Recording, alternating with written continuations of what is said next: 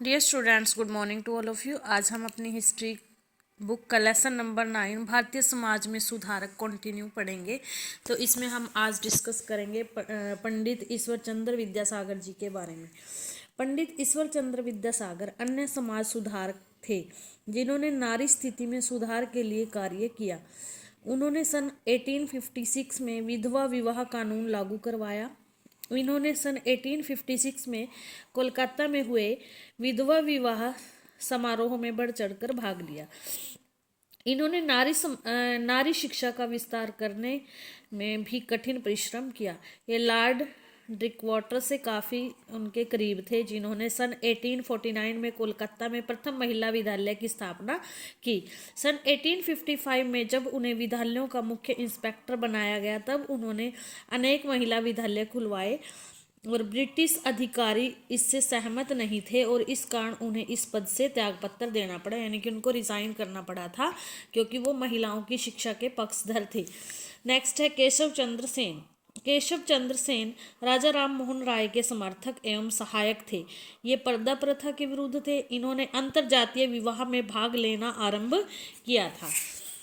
Next जो हमारे समाज सुधारक हैं वो है दादा भाई नौरोजी। वह एक समाज सुधारक थे। उनका कार्य क्षेत्र मुंबई यानी कि बम्बई था। वे नारी स्थिति के कानून अधिकारों व पारसियों के पुनर्विवाह के लिए लड़े थे। दादा भाई नौरोजी जो है यानी कि किसके लिए लड़े थे? नारी स्थिति के कानून अधिकार, यानी कि नारियों को भी कानूनी तौर पे अधिकार मिलने चाहिए, इनका मानना था, और पारसियों के पुनर्विवाह के लिए ये लड़े थे। नेक्स्ट है स्त्रियां और समाज सुधारक। उस समय समाज सुधारकों ने यह महसूस किया कि बिना स्त्रियों की दशा में सुधार के समाज में कोई सुधार संभव नहीं है, यानी कि जब तक महिलाओं की स्थिति में सुधार नहीं होगा तो हम समाज में सुधार नहीं ला सकते। समाज में स्त्रियों की दशा दयनीय थी, इसलिए नारी स्थिति में सुधार समाज सुधारकों की दृष्टि में प्रमुख लक्ष्य था, यानी कि उनका जो मुख्य लक्ष्य था समाज सुधारकों का था वो था नारियों की स्थिति में सुधार करना, क्योंकि जब तक नारी की स्थिति नहीं सुधरेगी तब तक हमारा समाज जो है प्रोग्रेस नहीं कर सकता। स्त्रियों की दशा सुधारने की प्रक्रिया में बहुत सी सामाजिक बुराइयां छिपी थी, और ये सामाजिक बुराइयां कौन सी थी? विधवाओं को जलाना अर्थात सती प्रथा। नेक्स्ट थी विधवाओं की दयनीय स्थिति, बाल विवाह, पर्दा प्रथा, नवजात शिशु हत्या, जन्म से पहले ही कन्या भ्रूण हत्या, बहुविवाह जिसमें एक व्यक्ति एक से अधिक पत्नियां रख सकता था। आगे है सती प्रथा पर प्रतिबंध। सती प्रथा हमारे समाज की सबसे भयानक कुरीति थी। इसमें विधवा स्त्री को अपने पति की चिता के साथ जिंदा जला दिया जाता था, यानी कि यदि किसी स्त्री के हस्बैंड की डेथ हो जाती थी तो उसको भी उसके साथ ही जिंदा जला दिया जाता था। इस प्रथा का सर्वप्रथम खंडन करने वाले राजा राम मोहन राय थे। इन्होंने ही इसके विरुद्ध जो है आवाज़ उठाई थी। इसके परिणाम स्वरूप बंगाल के governor general Lord William Bentinck ने बंगाल में सती प्रथा पर प्रतिबंध लगा दिया था, और सन 1829 में इसे रोकने के लिए उन्होंने एक कानून बनाया गया है। इसके अकॉर्डिंग कहा जाता है कि राजा राम मोहन राय जी के भाई की डेथ हो गई थी, तो उनकी भाभी को जिंदा जलाने के लिए लेके जा रहे थे, तब उन्होंने इस प्रथा का विरोध किया था और कहा था कि ये प्रथा जो है बिल्कुल गलत है। नेक्स्ट है विधवा विवाह। 19वीं शताब्दी में विधवाओं की स्थिति अत्यंत दयनीय थी। उन्हें पुनर्विवाह की आज्ञा नहीं थी। वे किसी भी सामाजिक समारोह में भाग नहीं ले सकती थी। ईश्वर चंद्र विद्यासागर ने विधवाओं की स्थिति में सुधार लाने के लिए जो है धर्म युद्ध लड़ा था, और उनके प्रयासों से सन 1856 में विधवा विवाह कानून पारित किया गया, जिससे विधवाओं के पुनर्विवाह की आज्ञा दी गई, यानी कि वो दोबारा से अब शादी कर सकती थी यदि उनके पति की मृत्यु हो जाती थी। सन 1855 से 1860 के बीच 25 विधवाओं का पुनर्विवाह करवाया गया। अब है नारी स्थिति में सुधार। धीरे धीरे स्त्रियां हमारे सामाजिक बंधन तोड़कर समाज का एक मुख्य अंग बन गई। वे सामाजिक समारोहों में भी भाग लेने लग गई, और भारत के स्वतंत्रता संग्राम में भी स्त्रियों ने बहुत महत्वपूर्ण भूमिका निभाई। अखिल भारतीय महिला मंच का आरंभ सन 1927 में किया गया। स्वतंत्रता प्राप्ति के बाद स्त्रियों ने समानता के विरुद्ध संघर्ष किया। सरकार ने पुरुषों और स्त्रियों को समान समझा और उन्हें पैतृक संपत्ति में समान अधिकार दिया। अब है नारी शिक्षा। 19वीं शताब्दी में लड़कियों को स्कूल जाने से वंचित रखा जाता था, यानी कि उनको स्कूल में नहीं भेजा जाता था। कुछ व्यक्तियों का मानना था कि जो लड़कियां पढ़ लिख जाती हैं उनकी शादी नहीं होती।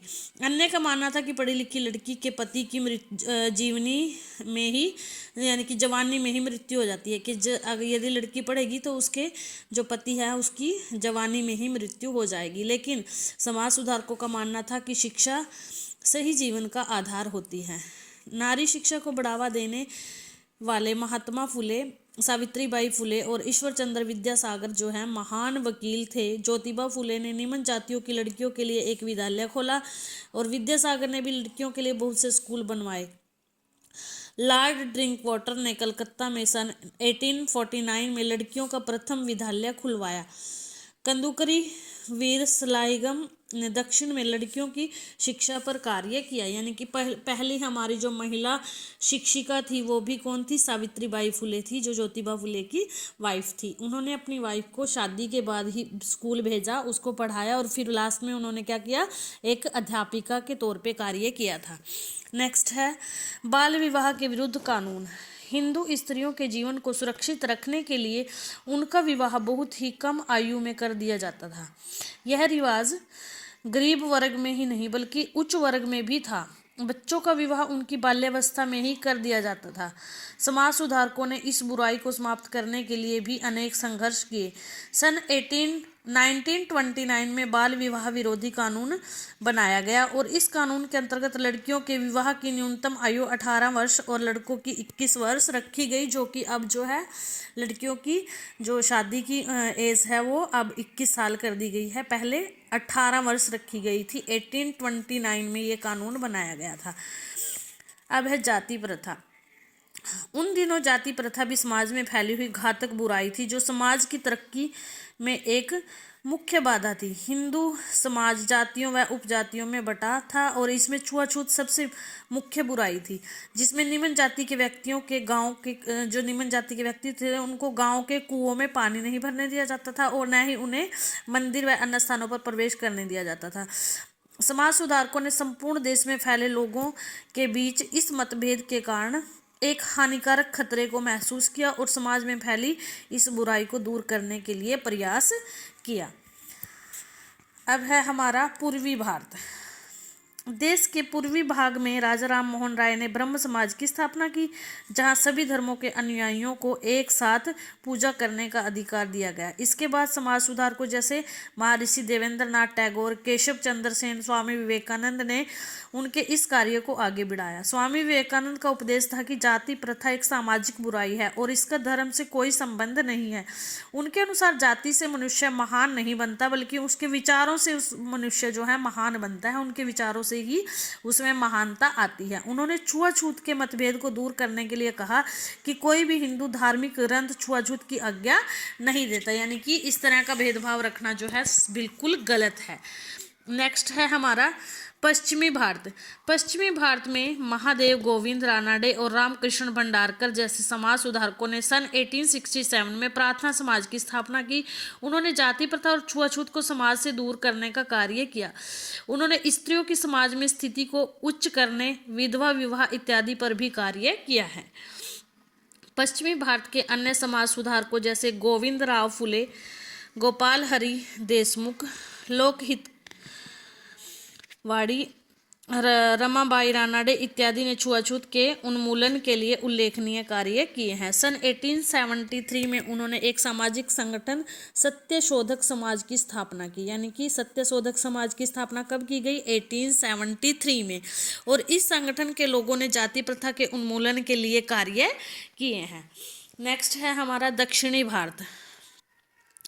ब्रह्म समाज से प्रेरित होकर छबती श्रद्धालु नायडू ने सन 1864 में मद्रास में वेद समाज की स्थापना की और इस संघ के सदस्यों ने जाति प्रथा के उन्मूलन के लिए अनेक कार्य किए। उन्होंने हिंदू समाज में विधवा विवाह, नारी शिक्षा के उन्मूलन के लिए भी अनेक कार्य किए हैं। नायडू ने ब्रह्म समाज के लेखों का तमिल व तेलुगु में अनुवाद किया और वेद समाज के बाद तमिलनाडु, आंध्र प्रदेश और कर्नाटक में ब्रह्म समाज व प्रार्थना समाज की जो शाखाएं हैं वो उनके साथ जो है मिलकर उन्होंने कार्य किए हैं। अब है हमारा छुआछूत के विरुद्ध युद्ध, यानी कि किस तरह से छुआछूत को हमारे समाज से, इस बुरी प्रथा को हटाया गया या दूर किया गया है। इसके लिए हमारे महात्मा गांधी जी ने और भीमराव अंबेडकर जी ने बहुत सारे, या मतलब इनका बहुत ज़्यादा सहयोग था इसमें। तो महात्मा गांधी की क्या भूमिका थी? सन 1915 में भारत लौटने के बाद महात्मा गांधी ने देश के समाज को सुधारने की आवश्यकता महसूस की। इससे पहले गांधी जी जो है वकालत की पढ़ाई के लिए गए हुए थे और सन 1916 में उन्होंने गुजरात में साबरमती आश्रम की स्थापना की, जिसके दरवाजे प्रत्येक धर्म के व्यक्ति के लिए खोले गए थे। उन्होंने छुआछूत के विरुद्ध राष्ट्रीय स्तर पर आंदोलन चलाया। उन्होंने सभी अछूत व्यक्तियों को हरिजन यानी कि भगवान के बच्चे का नाम दिया है। उन्होंने जो है अधिक भारतीय छुआछूत विरोधी लीग की स्थापना की थी। नेक्स्ट है भीमराव रामजी अंबेडकर। डॉक्टर भीमराव रामजी अंबेडकर राष्ट्र विख्यात और छुआछूत दलित आंदोलन का नेता थे। वे अछूतों के लिए लड़े और छुआछूत को समाप्त करने की कोशिश की। सन 1950 में भारत के संविधान ने छुआछूत के उन्मूलन की घोषणा की थी। तो ये हमारा लेसन कंप्लीट हो गया है। आपने केयरफुली रीड करना है। अगर किसी की कोई भी क्वेरी हो तो वो कभी भी पूछ सकता है। Thank you, have a nice day.